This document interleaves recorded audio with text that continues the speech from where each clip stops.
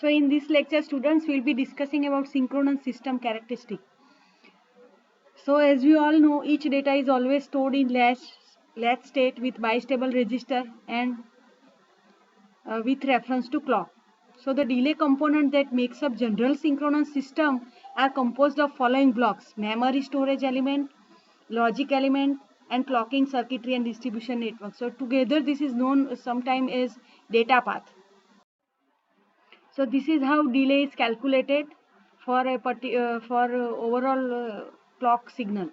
So you can see the diagram.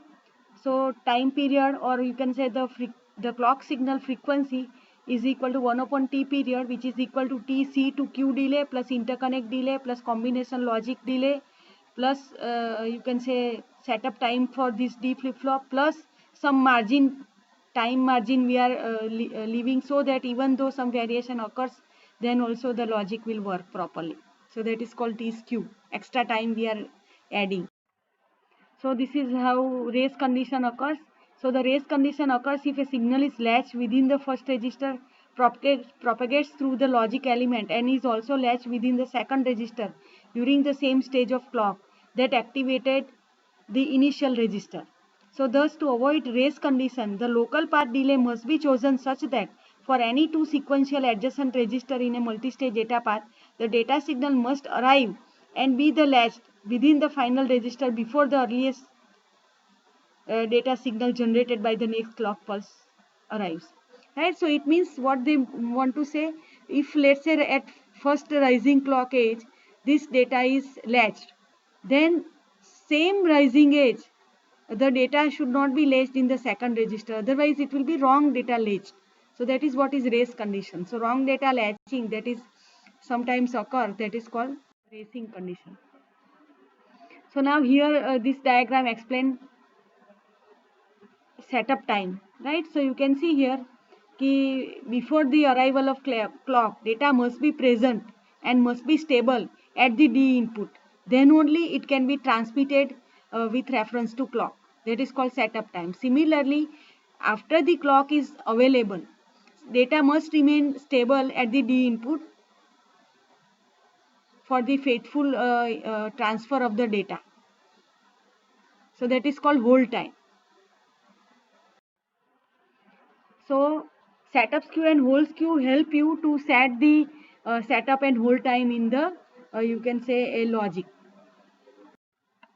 So accurate characterization of setup and hold time of register is critical, since these constraints play an important role in overall timing characteristic of synchronous circuit. Specifically, according to setup time partly determine the maximum operating frequency of a circuit. The hold time ensure that no race condition exists. To characterize accurately the setup time is to examine setup skew versus clock to Q delay, which is referred as counterpart skew. So here this diagram explain setup skew for setup time, and this is related to hold time. So from the plot, three region can be determined: stable, metastable, and failure. So stable region is the region in which clock to Q delay is independent of setup and hold skew. The skew is very small in the some as skew decreases, the clock to Q delay start to rise in exponential fashion. If skew is very small, the sequential cell fail to latch the data. This region is called failure region. The region between these two regions, stable and failure, is called metastable. Hence the setup time or hold time is set to setup or hold skew, where the stable region crossover into the metastable region. So how to identify this crossover point? So the crossover point is the time where certain amount of data region in clock to Q delay occurs.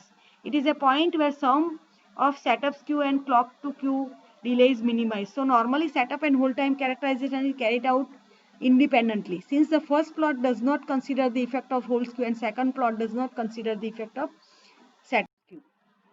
So this is the diagram how to set the timings.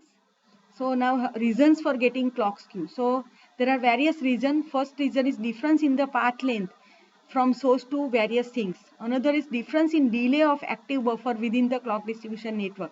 Third is difference in passive interconnect parameters such as line resistivity, dielectric constant, thickness, via, contact resistance, fringing capacitance, line dimensions.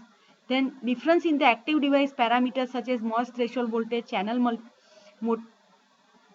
mobilities, which affect the delay of active buffer. Delay between two nearby resistors must be less than minimum clock period. Positive clock skew reduce the minimum operable clock frequency, so it is undesirable. So this is clock distribution, and you can see here clock sources are located. This is a floor plan which shows the clock distribution network. So you can see here this is the tree structure for clock distribution network, and these are the various other ways to distribute the clock, H tree, batch tree. We will see this all in detail in the lecture.